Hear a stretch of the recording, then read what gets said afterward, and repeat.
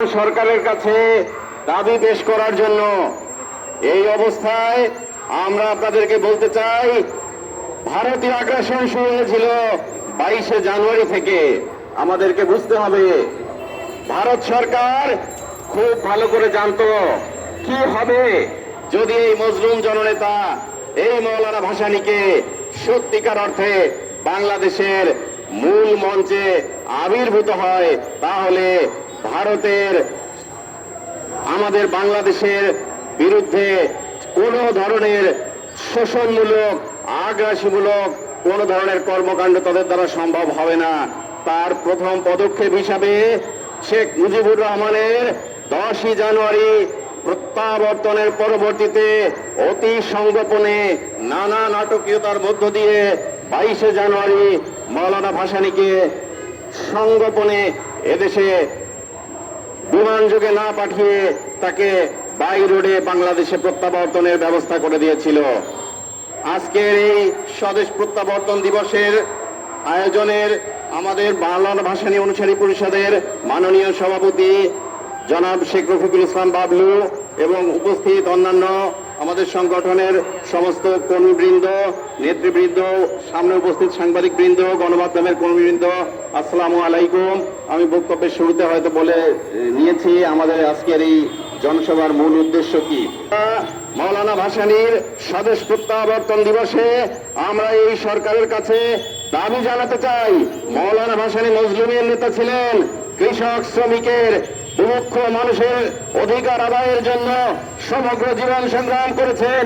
মৌলানা ভাসানীর সংগ্রামের মূল হাতিয়ার দেশের সাধারণ জনগণ, খেটে খাওয়া মানুষ, যাদের রাষ্ট্রপ্রধান হওয়ার কোনো ইচ্ছা নাই, যাদের এমপি মন্ত্রী হওয়ার কোনো ইচ্ছা নাই, যারা সংস্কার বুঝে না, যারা সরকার প্রধান বুঝে না, কি শেখ হাসিনা, কি খালেদা জিয়া, কি আপনি ডক্টর ইউনূস, এদেশের সাধারণ জনগণ বুঝে না। এদেশের সাধারণ জনগণ বুঝে দুই বেলা ভাত খাওয়ার জন্য আপনারা সিন্ডিকেট ব্যবস্থা ধরে না দিয়ে আপনারা ভ্যাট আরোপ করে এদেশের মানুষের উপরে নতুন শোষণ চালিয়ে দেওয়ার চেষ্টা করছেন। আমি মৌলানা ভাসানীর একটি শব্দ উচ্চারণ করব, খামোশ।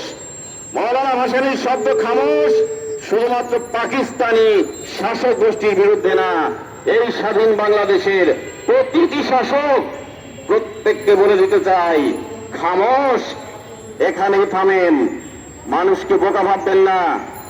16 বছরের স্বৈর শাসক এদেশের জনপ্রিয় দল আওয়ামী লীগের করুণ পরিণতি থেকে শিক্ষা নেন।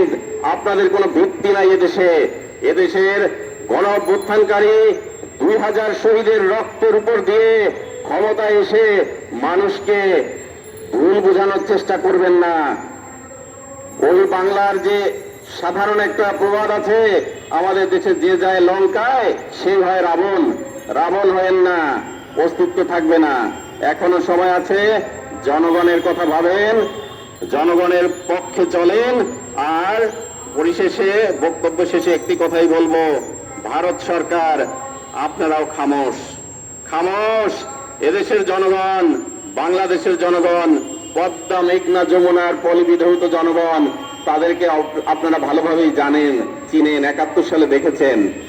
আবার দেখার চেষ্টা করিয়েন না, পিঠের চামড়া থাকবে না ভারত সরকার আপনার, যদি দেশের 18 কোটি জনগণ একত্রিত হয়ে আপনাদের বিরুদ্ধে রুখে দাঁড়ায়। মৌলানা ভাসানী দেখিয়ে দিয়েছেন 1976 সালে কিভাবে রুখে দাঁড়াতে হয়। আজ বাংলাদেশের 18 কোটি জনগণ যদি ভারত সরকারের বিরুদ্ধে রুখে দাঁড়ায়, আপনাদের 7 সিস্টার্স, আপনাদের অর্থনীতি, আপনাদের ভৌগোলিক সীমানা পরিবর্তন হয়ে যাবে।